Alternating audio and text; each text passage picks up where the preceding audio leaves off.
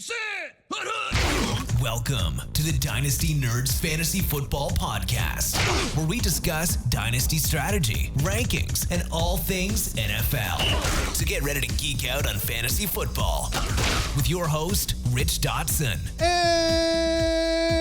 And welcome to the Dynasty Nerds Fantasy Football Podcast. I'm Rich Dotson. He's Matt O'Hara. Hey. And he's Garret Price. How's it going? It's going swell. We got the NFL out there acting like it's a good dynasty league. Trading, moving. Trading, shuffling, hustling. Moving and shaking, baby. You got shaking back, baby. You know, this is a time as we're entering halfway through the fantasy football regular season.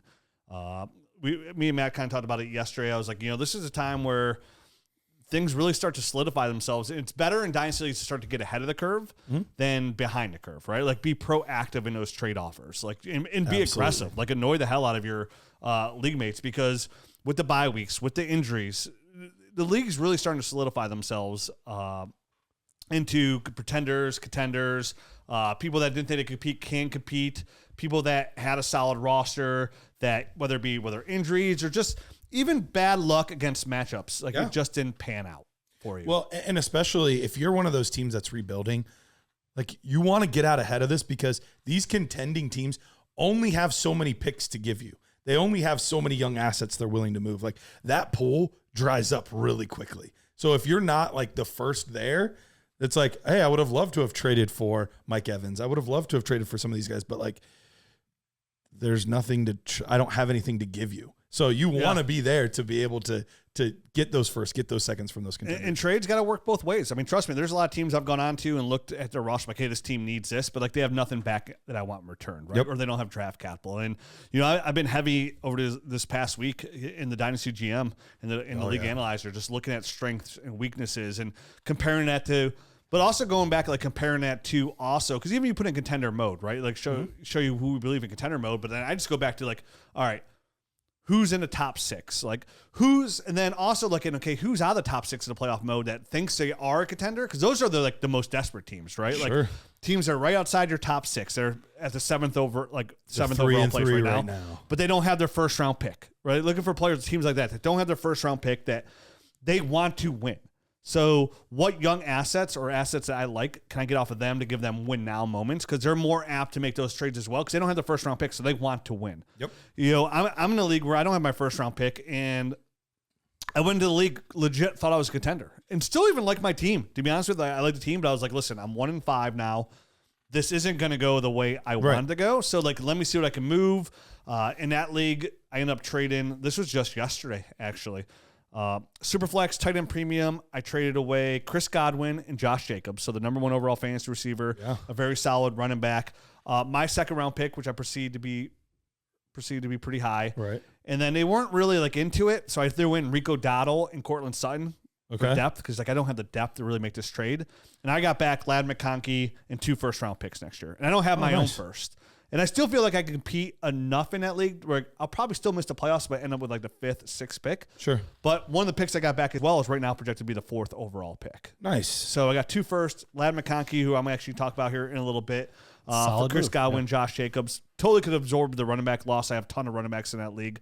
And again, still good enough where like I don't think without having my first, it'd be the 1st overall pick. But at that point, I don't care, because I'm just moving back a couple spots. Right. But again, I have a couple teams where like I thought I was a legit contender, and it just has not panned out my way. I know you're in a couple leagues too, same way. Like, you felt like your team's good enough, but the year's just not pan out the way you thought it would be. It's been a weird year. It's especially the start of the year, and we're in a league together where one of my teams is 1-5, and I've just been kind of updating my watch, or not my trade bait every week. Sure. Kind of this guy's price is going up, this guy's price stayed stagnant. Like, giving basically weekly updates as to whether or not what it would take to sell that guy. What it would take to sell that guy, and I've had nibbles on a couple of the guys, and I was just kind of waiting to see how this week went, because I felt like at 1-5, if I lost this week, I'm done. You know what I mean? Right. The chances of me actually making a playoff run is pretty slim.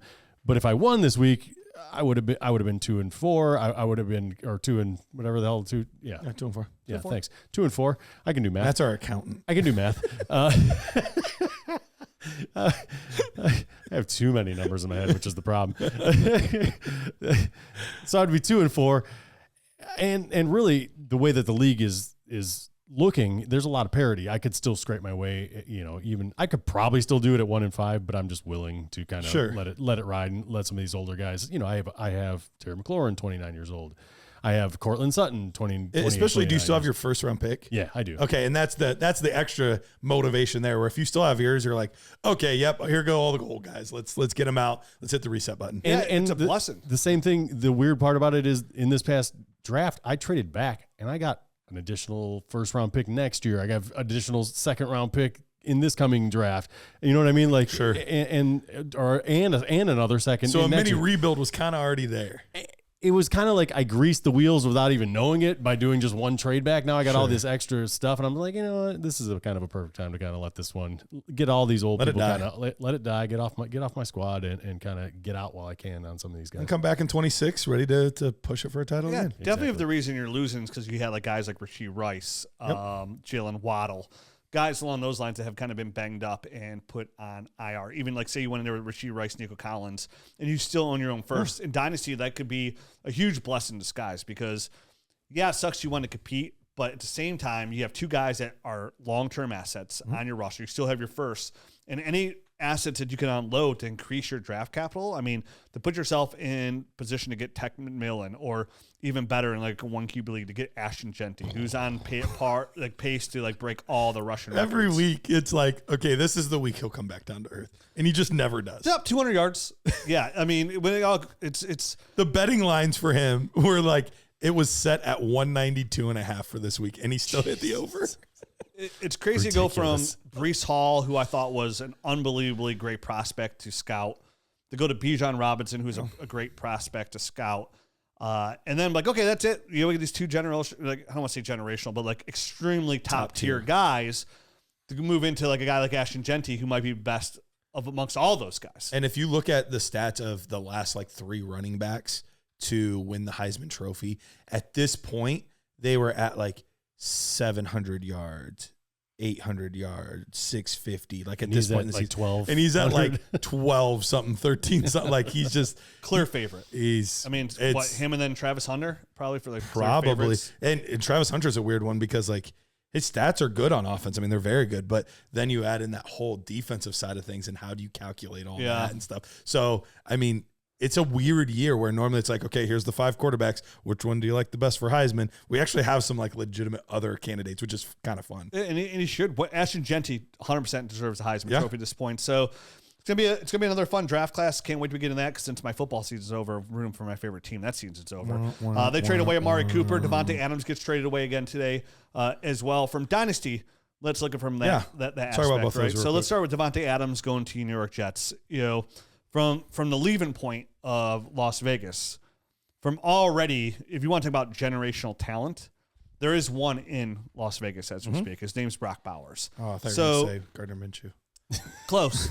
When it comes from a mustache and hair standpoint. Obviously Aiden O'Connell. What are you talking about? Right. I forgot the other weird from already a heavy first read, heavy target share. I mean, this is going to just get even better at this point for Brock Bowers. So skyrockets for him to finish with we'll have back-to-back rookies finish as tight end 1 overall, possibly. I mean, George Kittle is obviously tight end 1 right now. He's averaging like 17 points, playing extremely well right now. Way more consistent than we're used to out of him, which is the big thing because he would always have these 25, 30-point blow-up games and then back to like 8 or 9 points. It only took the death of Ayuk to make it happen, baby. It's okay. He's just back in the doghouse. And that's the thing. Like somebody always suffers. Ayuk roller coaster. Right? And like right now, Ayuk's suffering. And if Ayuk doesn't suffer, it goes to Debo. The only one that's steady right now is George Kittle, which is great to see. Hilarious. So that helps Brock Bowers put him in a position at least to try and finish a tight end 1, which would be crazy to have back-to-back years of somebody skyrocket up to tight end 1 overall. And for me, and you can correct me if you think I'm wrong on this, but like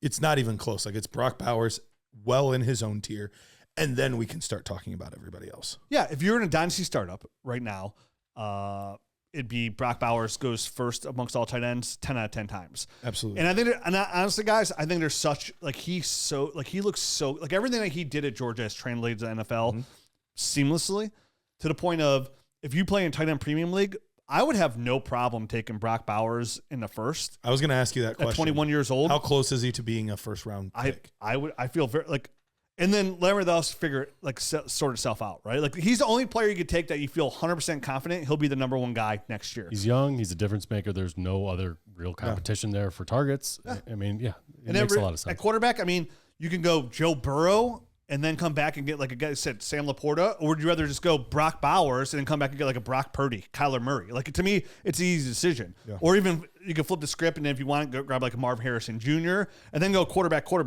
Probably still possibly get Brock Purdy, but if not, you can roll with guys like Baker Mayfield and other quarterbacks that are going to go in those 4 or 5 range tier. But I would 100% have no problem taking Brock Bowers in the first round. In leagues that we started playing where it's 2 point per reception, I would take Brock Bowers. Dude, pretty high. Like if it's 2 points per reception, it's a no-brainer. I mean, those leagues are so different. Like how high would you take? Like outside, like okay, here's a good one, right? Yeah. Superflex, 2 points per reception for tight ends. Yep. Lamar Jackson or Brock Bowers. They're both such difference makers. I mean, Brock Bowers, but he's one of one, and Brock Bowers. Yeah. It's Brock, and Lamar is not. So like there's. And honestly, in a 2 point per per reception for tight end, which is when I do my next Nerd Herd startup, that's what it's going to be too as well. Probably include first downs in there as well. I think I would go Josh Allen, Jaden Daniels, Brock Bowers. Also, even ahead of all the receivers, Jefferson, Malik. In 2 points per reception? 2 points per reception. And now that there's nobody else there? Yeah. Because you're playing with a cheat code at that point because he is he's basically their number one wide receiver. They're getting he absolutely is. So I mean, why not get 2 points per reception instead of 1 point per reception for all these other guys? No, I can't formulate a strong argument against it. Again, just do the simple PPR math here. In 2, right? He catches 90 balls. That's 180 reception. 180 points right there. Yep. Compared to and this is the first year I've ever played in 2 points per tight end, and it just blows my mind how the most average tight end could just. I play all my leagues are tight end premium where it's 1.5 points. Right. And it's just kind of like, and the big ones are 1.75. And it's like, whoa, that's a lot. But I've never played in the 2. Oh, it's nuts. I've never done it till this year, and I'm in 2 leagues now, and it's just you just start all tight ends. Like it's like even Zach Ertz is out there scoring 16 points per game. You're like, this is great. If you're into tight ends. I am. It's the best. I'm a firm gripper. Let's go to the other side of this now. So the other side of the Jets. The Jets. So this really, really kills Garrett Wilson because now it's going to be Allen Lazard and Davante Adams. But listen, this is a team already supporting 2 wide receiver 1s. Yep. Garrett Wilson's like wide receiver 6. I think Allen Lazard, after his big week this week, is like wide receiver 11. Yep. And Allen Lazard is basically touchdown dependent, right? I mean, and he scored a lot of touchdowns this year. He's due for massive regression. Right. I think he's 5 or 6 or something like that. Something like that. He scored a touchdown almost every game. Yep. Immediate report comes in with Davante Adams, and Davante Adams is still really good. So honestly, if you have Allen Lazard been riding this train, time to get off. Hope the view was good. But for Garrett Wilson, let's go back to him real quick. Like realistically, for me, and I'm curious to hear what you guys think, this doesn't change my view of him a lot. I still had him as a top 10 dynasty receiver. I'm still going to have him as a top 10 dynasty receiver. Davante Adams is no spring chicken. This is for the life expectancy of Aaron Rodgers. We'll have Davante Adams there, which is not 2 probably years, super long. Maximum. 2 years. And so for at this point, which is a year and a half, because we're halfway into the season. So I think for me, if this opens up any buy window on Garrett Wilson, I'm all in because Rodgers has been targeting him like crazy lately. 67 targets through these first 6 games. And that's my biggest started concern. Off slow. It'll drop, but we've seen like the rapport improve, which is like what's been most important. And it's going to be against easier coverage now. So even if he's dropping from this absurd target share to like, okay, he's getting 10 targets a game. He has the most targets in the league, by the way. Yeah. By a wide receiver. Yep. And that's going to change. What's he averaging per game? Like 13 or something like that?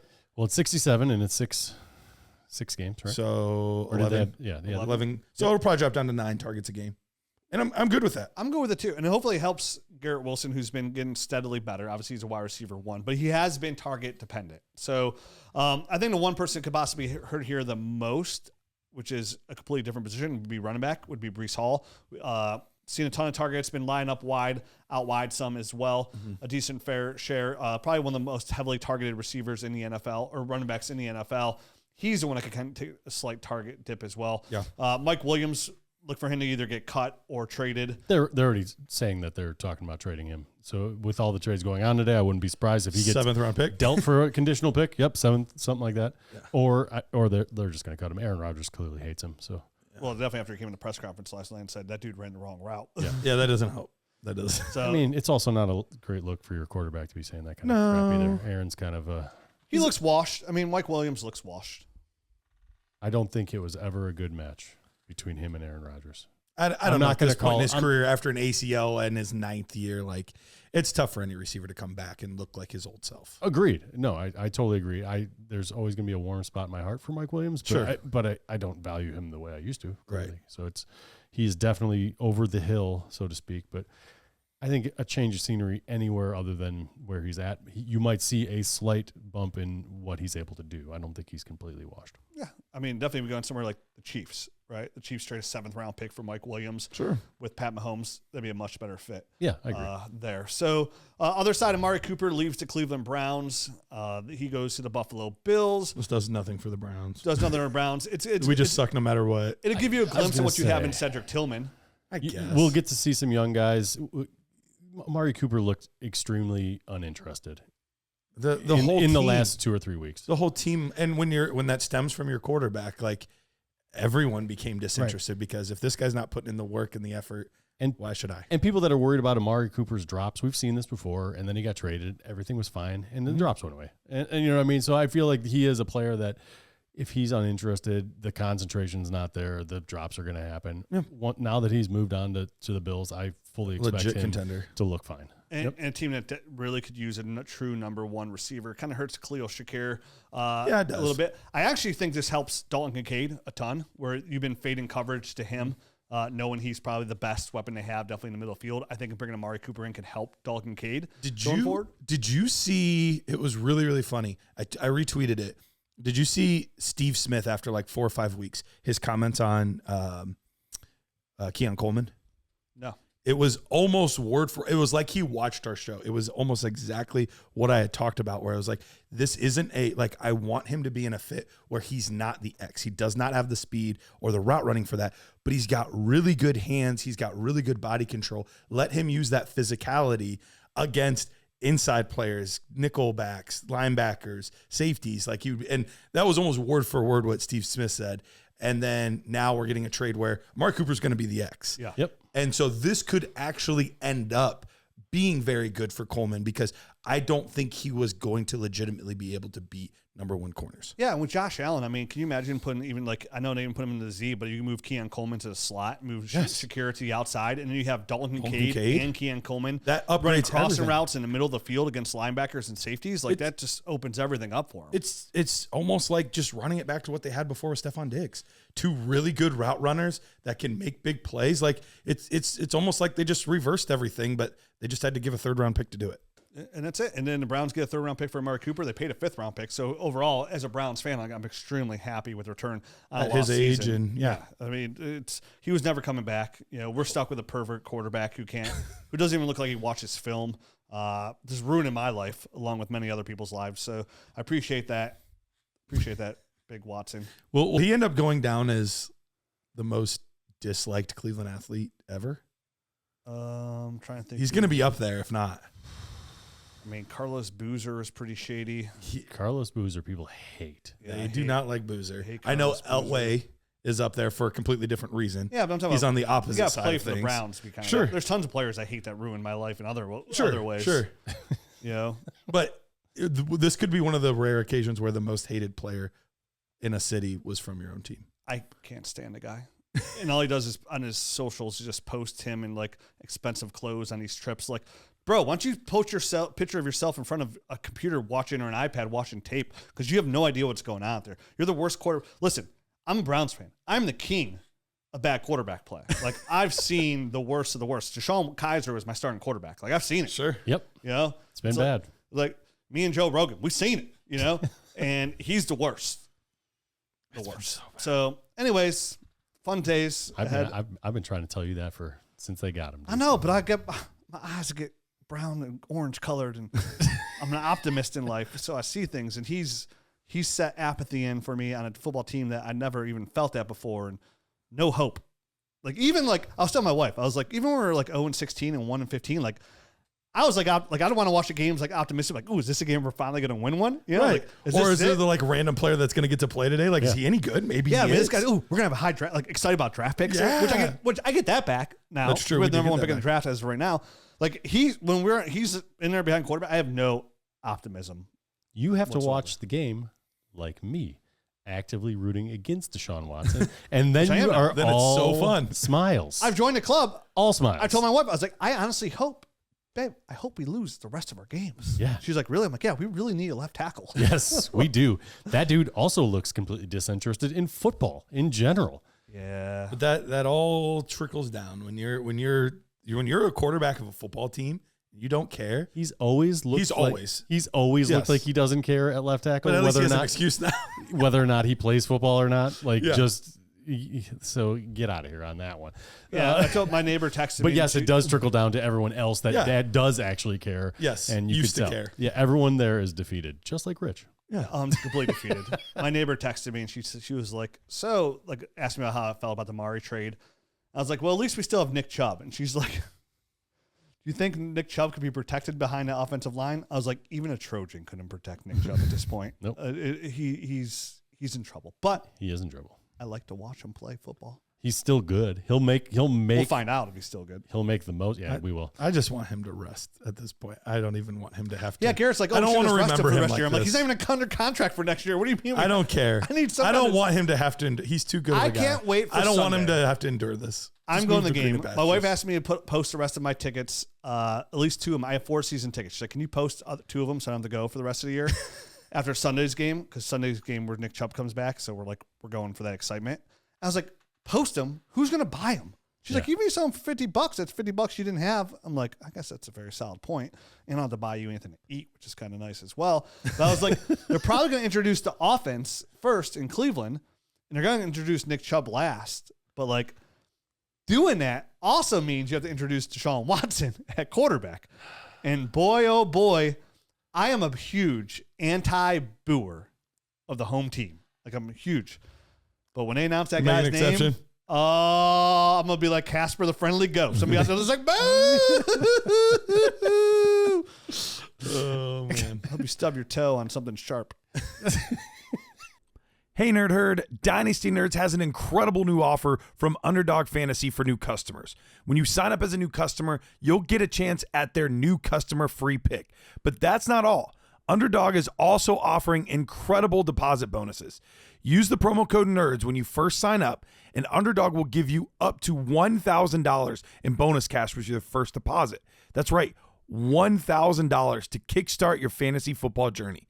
Don't miss out on this fantastic opportunity. Head over to UnderdogFantasy.com or download the Underdog app. Sign up today with promo code NERDS and start your journey to fantasy football glory today. Must be 18, 19 plus in Alabama and Nebraska, 21 plus in Massachusetts and Arizona, and present in a state where Underdog Fantasy operates. Terms apply. Concerned with your play? Call 1-800-GAMBLER or visit www.ncpgambling.org. In Arizona, call 1-800-NEXT-STEP. In New York, call 1-877-8-HOPE-NY. And in Tennessee, call 1-800-889-9789. All right, let's talk about let's get into our first segment, shall Let's get we? into our first segment. A little different. We've never done this before. And this segment is Call Me Crazy. Call me crazy. Basically, what I messaged you guys is I want to take from each one of us that we actually believe. This is not just, we're not just doing it just to do it. This is something that we actually believe to an extent is true. But the rest of the world is going to say, bro, you're crazy. That doesn't make sense. But we need reasons why. So it's going to be one that's going to get posted to the socials, and people are going to be like, "You're an idiot." Well, mine's not that crazy, so. What? The segment's called "Call Me Crazy," Rich. I know, but like I was just so locked in on something I want to talk about. So I did. I mean, it's a little crazy. From where he is right now. Let me see if he is right now. Hold on. Let me see something real quick. Where he is. Call me crazy, but this running back 25 is going to be a top 24 guy. I'm going to be talking about a receiver. Call me crazy or just mildly not sane. Okay, no, I'm going to be talking about a receiver who's currently wide receiver 50 in PPR leagues. Okay. Make sure I'm on PPR, not standard. Yep. Classic Rich trope right there. Yep. Yeah, Fall so into the old I'm going to talk about a standard. receiver that's behind, Xavier. Go ahead and do yours. Go ahead and do it. You're already That's what I'm started. doing. I am. He's already Michael doing it. Wilson, Khalil Shakir, Cortland Sutton, Josh Downs, who's been awesome since coming back, who's wide receiver 50 in PPR leagues. From what I'm seeing in the games, call me crazy, is I see a low-end wide receiver 1 on our hands. Oh, okay. Potentially high-end wide receiver 2, but like a low-end wide receiver 2.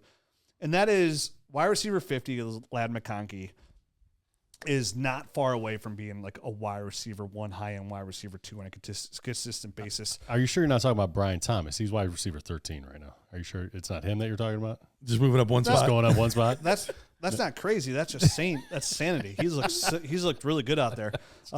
And I wish I had more shares. So I like Brian Thomas. You guys didn't. So you got to talk me down off that I roof. did like Brian Thomas. I don't. I'm just He making doesn't. excuses. I I'm just don't making like Brian excuses on Garret He being doesn't. wrong again. Oh, just wait. Just wait. So with Lad McConkey is what you're getting is somebody right now. And last week was another step forward here. And I'm trying to figure out how it's going to work out. Because Justin Herbert on Sunday threw the ball more than he has all year. He had 38 dropbacks compared to a season high of 29 all year. And I don't know if that's because 38 compared to a season total of 38. So, they got both their tackles back healthy, and it looks like he's finally healthy off that, the ankle injury and foot injury there. So they threw the football a ton. And right now, when I'm seeing how Lad McConkey is, he's not producing from a fantasy football standpoint, hence why he's wide receiver 50. But this is a guy who is getting open. There we go. It's not even draft season. Week in. He's talking about a draft guy. Though. Yeah, This is rookie. draft Yeah, space. feels feels right. He's on average seeing about 25% target share on the year there. So he's the number one look in this offense, and they're going to start throwing the football more. You got Lad McConkey, and he's just destroying man coverage right now. I mean, he's absolutely winning. He's getting open consistently. His route running is showing up on tape. His yards after the catch has been fantastic. Versus man coverage, he's first in missed tackles forced in the NFL. First overall. So with how savvy a route runner is, with his target share, all the numbers point to we should have a low end wide receiver 1, high end wide receiver 2 in fantasy football on our hands. He's I saw somebody else tweet about this, I think the other day. They're number share wise, it's very comparable to Amon-Ra St. Brown. And I saw that and I was like, oh man, that hits. Get you excited? Yeah. And this was a receiver I was already excited about. I was really high on him in this NFL draft. I had him as my wide receiver 4 overall after the big 3. I've already made 2 aggressive trades for him. One in a league that we're in with Peter. I traded for him. Oh, the Nerds Invitational? Nerds Invitational. I that wasn't too aggressive. It was actually pretty easy to swipe it off Peter. Thanks, Pete. But even this last trade, I just made trading Chris Godwin, Josh Jacobs. My main goal was to get Lad McConkey, and then the 2 firsts is really the 2 nipple pinches on top to make it feel real good. So for me, Lad McConkey, all signs point is we have a rookie here who's only 6 games in, going to a team that had a hurt quarterback, tackles were a little bit banged up, on a run-first team that now it looks like, hey, we can't run this offense. Greg Roman's we got to open it up a little bit more and throw the football more, which is really going to point to more production from Lad McConkey. And it might not be the 2024 season, which I'm fine. I don't think you drafted Lad McConkey for a 2024 hoorah. I think 2025 is when you get a full year, a full another offseason of him and Justin Herbert working together. From what I've seen on tape and all the analytical numbers for how he's getting separation. If you go to fantasy points data, his ASS score, his average separation score is pretty solid. The film, you don't even need statistics, just watch the film. He's literally just burning. His separation's been unbelievable, even when he's not being targeted. If you just watch all 22, on NFL Plus, he's getting open on a consistent basis. And then what I love to see is when you see these route runners, they're savvy route runners, know how to get open. Sometimes they're not the most nimble or bigger guys that are sometimes they're easy to bring down because they're so savvy route runners. He's been exceptional with the ball in his hands. These are the kind of receivers I love to target, guys that are not producing at a high level, not guys that are super young. Does it make him cheap? Absolutely not, because he was the first-round pick in most drafts. But he is obtainable. I've been doing it. And this is the perfect time to strike when people are like, again, kind of goes back into the, hey, I have a surprise team in my hand that was usually anywhere picks 8 through 12, even potentially 2-1, 2-2 in leagues. Teams that had a first-round pick that aren't getting a production that they wanted, that need a little bit of help, that you can go out there and get for a first, a second, multiple seconds, and a player. Like, find that position that team likes, supply that need with that has no long-term value in your plans, and then even give more on top, even if it has to be a first. Ladd McConkey falls in that category. So I know it's not too crazy because he's a rookie. He's a guy that I've liked a ton.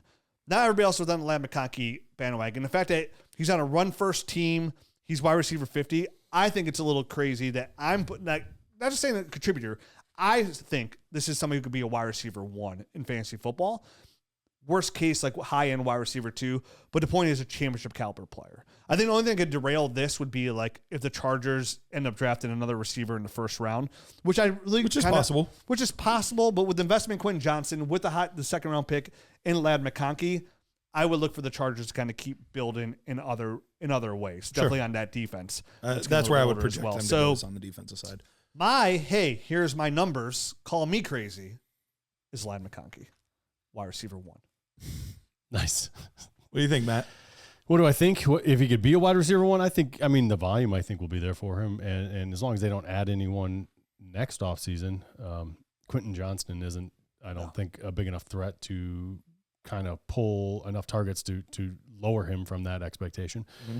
So I think from that respect, everything's good. They don't really have a tight end of note, which I would imagine I would think it changes in the offseason. So there is at least going to be a tight end at some point coming through the pipes there for the Chargers. But I think it's a solid move. I don't know how much I would give on top of a first. I know you're going to have to give more than a first-round draft pick to acquire him because it's not like he's been non-existent. Right, and you took him with a late first. Right. A lot of times you can get some sort of discount on a guy if somebody gave a first-round draft pick, then you're not seeing anything in year one. You can get him for that same price. But I don't think that's the case for Ladd McConkey. So, I don't know if I'm going to give a Cortland Sutton. Well, maybe a Cortland Sutton in a first would be somebody I would consider actually doing, because Cortland Sutton, older guy. Sure. If you're rebuilding, I think maybe that's like a perfect move, a perfect icing on the cake, because that way the person gets something that'll help a little bit this year. Some production. And any of those older guys, guys like Stephon Diggs would fall in that category. Somebody I'd be willing to give up like Stephon Diggs and draft capital on top, preferably like 2 seconds at this point with the guy like Stephon Diggs. But there's tons of guys out there, I think, that definitely right now that you can move for a guy like Ladd McConkey. But of course, it is league dependent, right? Like you'd be targeting a team that basically needs production now. But it doesn't hurt even teams that like are in rebuild mode, like right around now, like, hey, I'm still out of it. Their team was already bad. Like a lot of those teams get in that mindset of like, I need more draft. I need to rebuild. I need more draft capital. So even like they drafted Ladd McConkey like late 1-9, 1-11, like offer another first and like a second and a third, because the third is disposable to me. Like I have no problem throwing a second on top of a first round. Like I do that move all the time. Like somebody's taking a first. Hey, here's a first, here's a second, here's a third. Sometimes the draft capital alone could just be glowing enough for a team in rebuild mode. Like they don't even care about the player. They just want as much draft capital as possible in Dynasty. And I do think this is one where I think it is a good pick, even though you talked about like, maybe it wasn't as crazy as I thought. I think that the most difficult part about this is the offense that he plays in. This will never be a team, under Greg Roman at least, that is going to be in the top 15 of pass attempts. They're just not. So that's going to be... They're more likely to be at the bottom 5. Bottom 5. Almost every year he is in the bottom 5, and he's always in the bottom 10. So that's going to be the biggest uphill battle of this. He's going to need an absurd target share on his team. We're talking 30% or more for him to have the type of volume that other top 12 receivers are going to get. And that's going to be the hardest part of this. I mean, we're basically asking, is he going to end up being the Wes Welker security blanket type of guy from back. Can he get 150 targets? Exactly. And I really do think that's where I go with this, is he's going to be targeted a ton.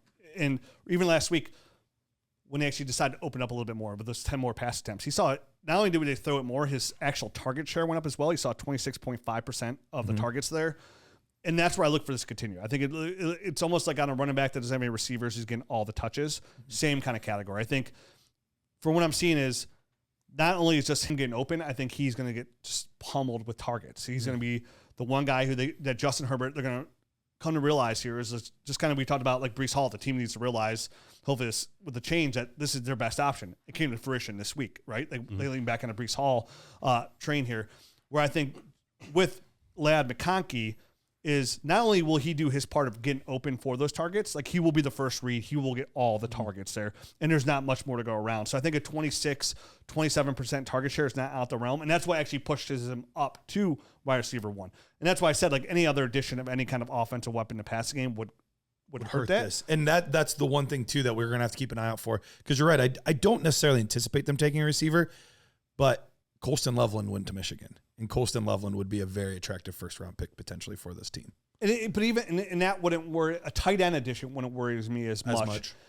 As another like big receiver on the outside, right? Like a next that might be the first read. Like keep him in the slot, keep him where he is, and be that first read look. And same thing, bringing a tight end wouldn't really like worry me as much. Okay. So, all right, Matt, what's your call me crazy?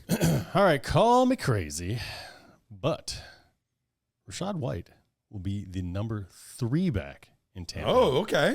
By the end of the year. So behind Sean Tucker? Behind Sean Tucker. I know you guys didn't really like Sean Tucker last year. I liked him. I liked his explosion a little bit last year. And obviously, this right now he's running back 36. Rachaad White is on the year. This past week he missed with I believe it was a foot injury. And Sean Tucker has been basically just on kick returns all year. And has looked good, and has showed some explosion. And sidebar, I kind of like the new kickoff rule just for that alone. Like I feel like it is very kind of running back leaning and maybe playmaking wide receiver leaning. We're getting a look at some guys that wouldn't necessarily even make a roster for the most part. And a guy like Sean Tucker, I think, fits perfectly in this. Maybe he would have been the number 3 guy. Maybe he wouldn't have made the roster. Maybe they had a different guy as the number 3. But now he's getting an opportunity. And in this past week's game, he really performed well. And well enough that the coach, Todd Bowles, basically said he's played well enough that he's in consideration to make this thing like a 3-headed monster already. And if you look at the numbers, it's pretty easy to see why. I mean, on the year, Rachaad White's got 51 attempts, 187 yards, only 187 yards for a 3.6 yard per carry average. Sean Tucker in 16 carries has 143 yards. So it's not very hard. He's got an 8.94 something crazy average. Not sustainable. But still, to put up that many yards on such few carries. It's eye catching to the people that watched, and obviously it's eye catching to the coach as well. And obviously we've been trending in this Bucky Irving direction for a while, kind of wanting to exactly basically since we said whatever running back goes there, basically since they drafted him because Rachaad White, even before they drafted him, any running back that goes to Tampa Bay, we're interested in. And it's all because Rachaad White is so inefficient that really, once they get a look at anyone other than him, they're gonna notice what they're kind of missing in the running game. And the one thing that I wanted to really point out, and I've pointed it out before when we were talking about Bucky Irving in the past, and if I could get this to scroll, I could really read my numbers. The yards per attempt before contact, so yards before contact per attempt. For a guy like Bucky Irving, he's at 2.36. Rachaad White, 0.76. So not even a full yard. And then this past week, Tucker was at 6.5. So both of these guys are just drastically better at finding daylight and finding a hole, while Rachaad White is just literally running into people. And it's not going to be that long, in my opinion, until they figure out these two guys are better than Rachaad White. And obviously Bucky Irving is a pretty good 1-for-1 replacement in the passing game as well. So I know most of the time you don't want to say a guy's going to lose his job due to injury. I think this might be one of those cases where he was already trending that way. He was already trending that way. He's so inefficient. The injury just kind of opens the door for these two other running backs that are just better than him to kind of take that job and run with it. Dude, I feel like since preseason predictions, bold predictions, where I predicted like Bucky Irving would outscore Rachaad White from week 5 on, and I picked the whole season. That's yeah, right. But like right then, like in our preseason bold takes, like we dropped our pants and started like pooping on Rachaad White, and we've just never pulled our pants back up week in, week out. That's why I wanted to keep the theme going in this one and go even buried in brown and yellow and go even further, because I think we're all in agreement that Rachaad White is going to pass him no matter what, if he hasn't already. But I do think even the third string guy who was basically just relegated to kick returns, I think he's going to pass him as well before the end of the season. Sean Tucker, before the year before his draft, was a really nice prospect going into it, and then. Like he was high up. Like even I think we did our way too early mock draft. Like Sean Tucker was in the first, and then we dug into film. We're like, maybe not. More of a speed merchant, more so than like a true running back. But still, like there's a role for that. And when you come off a game where your team scores 51 points, like you don't even have to do a lot of analysis. Like, hey, what we did worked. Yep. And New Orleans isn't even a bad defense. Like they're not world beaters by any stretch of the imagination, but it's not like they went into Carolina and put up 51 points. It's not like they went to Jacksonville, they're a respectable defense, and they just trounced them. Why fix what ain't broke? Just keep doing that. When Baker Mayfield's at the helm, anything's possible, baby. And that was it, and just for I didn't actually say his stats. It was 14 attempts, 136 yards, a touchdown, 3 receptions on 3 targets for another 56 yards for Sean Tucker this past weekend. So just a very well-rounded game, I think. And not crazy in the slightest bit. That's the least crazy thing I probably heard on this show today. So you're in agreement. Oh, 100%. All right. Yeah. All right. Well, you could have said Baker Mayfield's going to outrush Rachaad White going forward. I'm like, yeah, that sounds good. I'm gonna look at his stats. I bet you already have. You know, Baker's averaging 3.9 yards per carry. He's been doing pretty good, actually. He's been running quite a bit. So yeah, you guys came in, with some mild sauce, and that's fine. I came with the hot sauce. Well, it was your idea for the segment. Baker's averaging 6.48 yards per Whoa, carry. Jamal Charles out there throwing the football. Look at this guy. And his yards per carry before contact is still better. No, it's not. It's 0.38. I'm just kidding. So I came with the hot sauce. I did. And I have no doubt Pete is going to cut this up, and I'm going to have people in the comments like, there's no way I'd ever do this. You're an idiot. Like, I'm fully prepared. I say it sometimes in my sleep about you. I believe it. Sometimes you say that out loud. That's what I was going to say. Bingo. I've heard you say that out loud. Call me crazy. Put a little light on this. This little Oh, there you light go. of Wow, look at you. mine, I'm going to let it shine. All right, call me crazy. Crazy. What? I'm selling Brian Thomas Jr. Man, you're crazy. I'm selling Brian Thomas Jr. Here's the thing. Right now on Keep Trade Cut, because I didn't want to use a Dynasty Nerds thing to show any bias. Keep Trade Cut. It's a crowdsourced platform, right? Very reactionary. Very reactionary. Right now, he is wide receiver 8. Holy shish kebabs. Wide receiver 8. Wow. Receivers that are behind him that I would easily want, and I'll get to why in a second. Receivers behind him that I would easily want. Garrett Wilson, A.J. Brown, Drake London, Jaden Reed, Devonta Smith, Rashee Rice. Like those, I don't even have to think about it.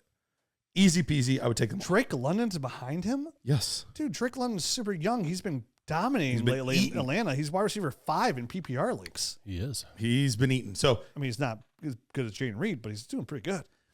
Who's and then guys 4. that I would probably still take over him, but it's at least like debatable. Puka Nacua, Romo Dunze, Brandon Ayuk, T. Higgins, Jalen Waddle. I'm probably still taking most of those guys. I wouldn't take most of those guys. It's close. But I had the category where clearly I would take all of those guys. Any in that group you would disagree with? The second one? A.J. Brown, Drake? No, the first one. No, you crushed that one. That's okay. Good. All right. So, yeah. So he's in the tier of those guys. put him anywhere in there. I'm probably fine with it. At the top, at the bottom, somewhere in between. I don't really care. But he's probably more in that group. So I think he's over there. easily mispriced by 7-8 receivers probably. And then whatever other position players in between. But here's why. Here's a few things. One, right now, yes, and if you just look at the raw stats, he's wide receiver 13. But we have now gotten into the bye week. So, and we had a lot of bye weeks in week 5. So it's a little off because of that. He's wide receiver 21 in points per game. Still very good.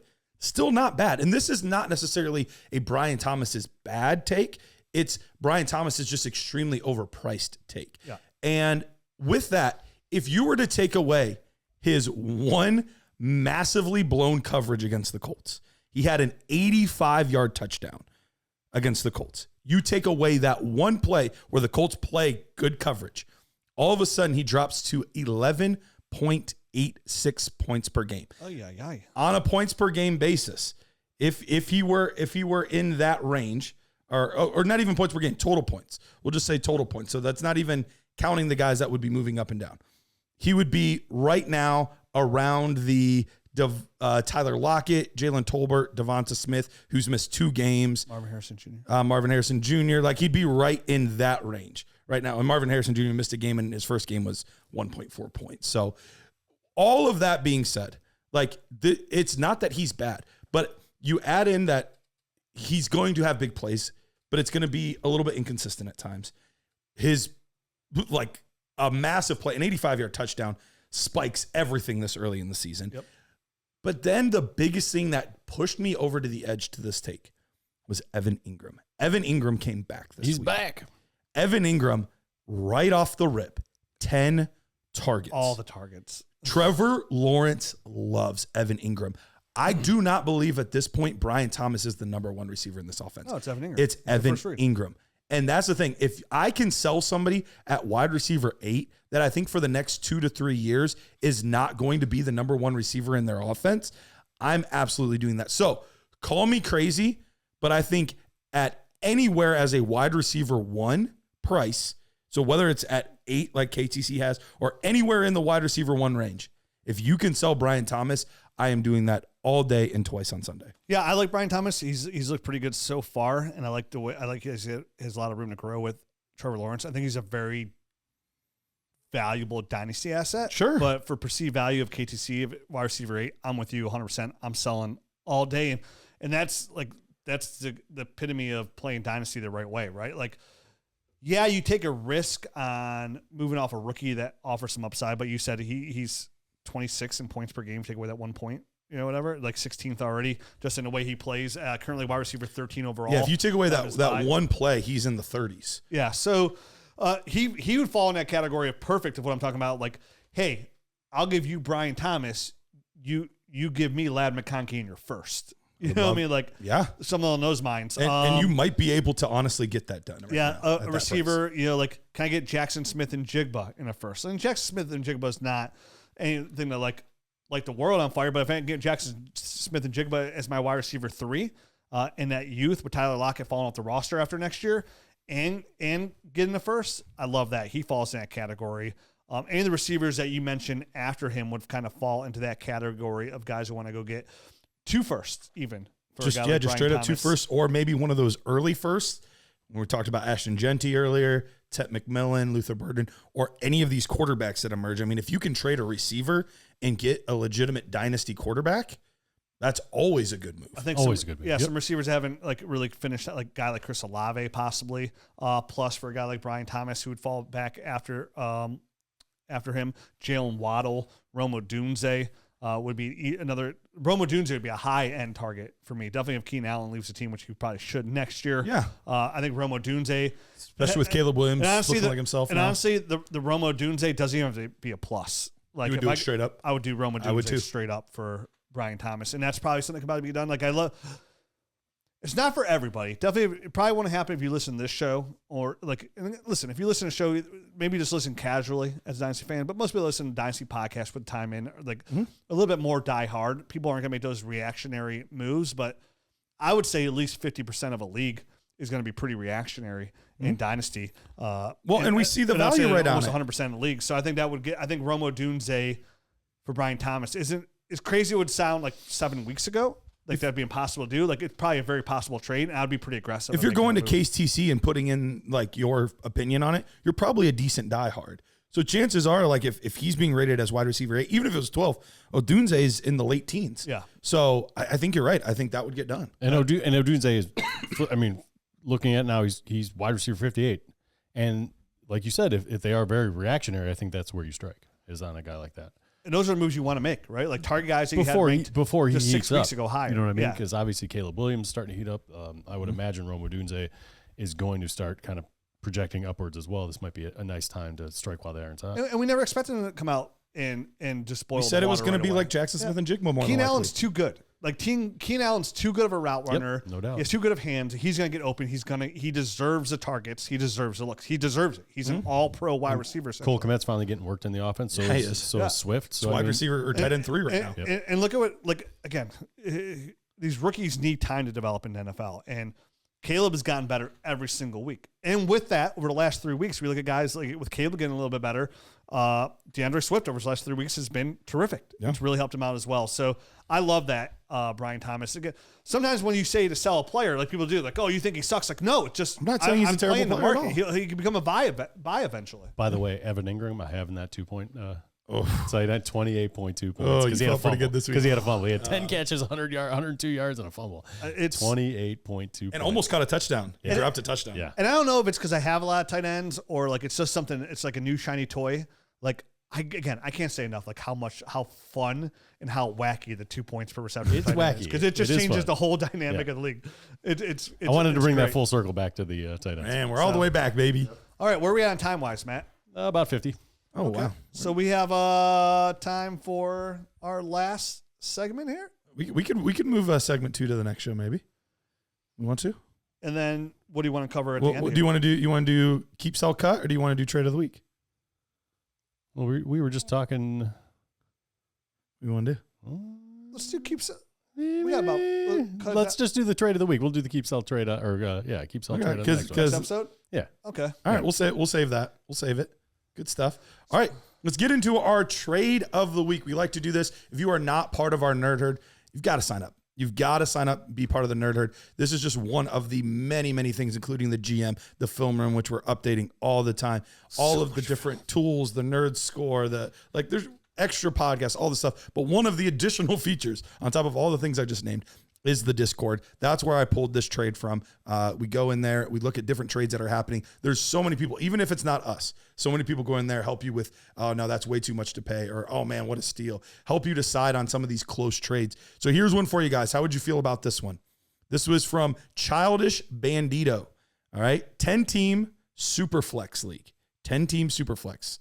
Amon-Ra St. Brown and a 26-second or Jalen Waddle, DJ Moore, and Dalton Kincaid. So it's not tight end premium. It doesn't say tight end. It does premium. not say tight end premium, but it's 10-team Superflex. So you have a trade where they're offering you an abundance of solidness. And guys that are maybe slightly undervalued compared to where they were preseason. Yeah, I think 100%. I think Waddle, it's clear to see Clearly his undervalued, yeah. future. Yes. Kincaid, I think this Davante Adams I mentioned can help him. I think DJ Moore, even right now, even though he's producing, undervalued. Right now, I saw on fantasy points, 35% of DJ Moore's air yards are only catchable. That's it, only 35%. So as Caleb gets better, DJ Moore should get better too. Absolutely. Long term. So I think that's really. So this comes down to because to me, it seems like a pretty fair trade, right? They're getting a second in a 10-man Superflex league, which is pretty solid. You're getting an elite wide receiver in Amon-Ra St. Brown. He's averaging 16.4 points per game. He's 7th overall in the league in target share, first read target, which is 27.5% of target share overall. So he's still seeing the targets out there. Sam Laporta is the one suffering. You're getting a number one receiver. Wide receiver 1 for a guy who can finish at two wide receivers that can finish wide receiver 1 overall, and one of my top 3 dynasty tight ends. So to me, this is really tough because I always want the best player in the trade. Yeah, that's what makes this one difficult. Always. Amon-Ra is the best player. Absolutely. And you get the second, which isn't nothing. And in a Superflex, 10-team Superflex, That there's moves gonna everything up a little bit. That's going to be a good player in the second round. Yeah. It really is. I think this is one of those trades that for the first time I would lean away from the best player in the trade, and I would take Kincaid, DJ Moore, and Waddle, because the upside on those receivers is Waddle, you still get the youth. He's same age as Amon-Ra St. Brown. DJ Moore still only 27 years old, I believe. Just signed that long-term extension. Tied to Caleb Williams, who's getting better and better every week.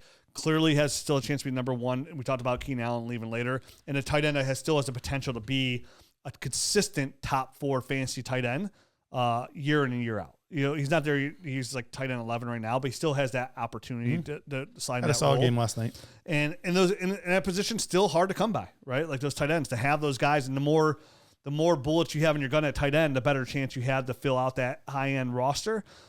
So as much as I love Amon-Ra St. Brown, very solid player, I have to take the 2 players that I'm buying at their lowest point pretty much right now. And I would say DJ Moore's at his lowest point. I think he says He's probably the most steady of the 3 guys. With Waddle and Kincaid, they're pretty low compared to they were 6 weeks ago. So I'll go ahead and jump on that bandwagon. I still believe in Jalen Waddle with Tua coming back, so I'm gonna go ahead and take the package here. Very close, very fair trade. One. And I think it would also depend on, like, could I afford to, like, how deep am I at what receiver, giving up Waddle and DJ Moore too? Like, if my other receivers are Jamar Chase and Justin Jefferson, then yeah, go ahead and just give me Amon-Ra St. Brown for the powerhouse. So, like, I don't need the upside. But in a vacuum, I'm taking a package. And I love everything you said there. I will add on top of that and agree with you, but saying that Amon-Ra St. Brown previously had been the only show in town from the wide receiver position. And that kind of boosted him up into that top 3, top 4 range, I feel like. Now that Jameson Williams is there, obviously I don't see his targets going down drastically, but there's enough getting diverted to Jameson Williams, and he's making some plays with those targets. Yeah. So I don't think he's going to be going away anytime soon. So I think Amon-Ra might just be suppressed slightly or depressed slightly from where he was before. Not to say that he can't finish as a wide receiver 1, because he's at 17 and he had a really stinker of a first week, basically 4 points. Yeah. But he's been tearing it up ever since then. So I still think he's got plenty of potential to be in that wide receiver 1 conversation, but it might not be that top 4 or 5. It might be that 7, 8, 9 kind of range where he might end up. So, when I'm looking at that, it's like, well, do either of these other guys have the potential to get there? Yeah. And you look at Waddle, not this year, but he's been there before. But he's been there, and twice. And DJ Moore, I think, has the potential to be there as well. Was there last year, exactly, and then Waddle was there the previous 2 years. So to get 2 guys that could possibly, probably not this year, but probably in years down the line, could be in that same spot and a tight end on top of it. I think that's kind of the one that tips the scales in the way of Waddle, Moore, and Dalton Kincaid for me. I'm actually gonna go with the Amon-Ra side. It's extremely close. That's in your heart. It is. Well, I do love Amon-Ra. I was always very high on him. He got a good nerd score I do love him. But the biggest thing that changed this for me, if this was 12 team, I'm taking the package. In a 10 team, I don't need the depth as much. I care more about the stars. And so I think that's the thing that switched it for me, because you only need so many players in it's, you add 2 extra teams in a way, that's taking away several stars and several good players. So there's a deeper pool to play with in a 10-teamer. So for me, I care more about the stars. In 2 years, though, you could have Waddle without Tyreek. You could. And Dalton Kincaid could be like the number 1 guy there in that offense and have it's blossomed. Entirely and possible. You could have 2 stars and DJ Moore. But you could and you could not. It could just stay the same. And that's the difference for me is, like, I agree with you. You're getting a star in 10-man. And that's what my first gut said, it's 10-man. I want the star. And I'm not going to say Brown. But it's the receivers getting back, and DJ Moore, who was wide receiver 1 last year, who right now is wide receiver 21, still has a chance to finish as wide receiver 1 this year, as Caleb is starting to get better. I mentioned at 35% of his air yards have been catchable, according to Fantasy Points data. Have been uncatchable? That's 35%. Only 35% have been catchable. Okay, gotcha. So it's going to be 65 uncatchable. And the fact right now, like, so it comes back to that, like, the depth and overall point we talk about sometimes. Like, even right now with DJ Moore, with Keenan Allen, with Rome Odunze, with Kmet stepping up, and Caleb Williams just now starting to kind of slowly step into his own here, there's only a 3 points per game differential between him, Amon-Ra St. Brown right now. So, again, you're not wrong because you're getting Amon-Ra St. Brown, and I think it's a very fair trade. So there's no right or wrong. Trade. But in this one scenario, I'm with Matt. Like I see the upside of having 2 wide receiver ones. Give yourself an extra bullet compared to that. Yeah, and that's enough to fill out a roster to really give me a chance to win a championship. So that's it. All right. Wraps things up. Sounds good. Adios.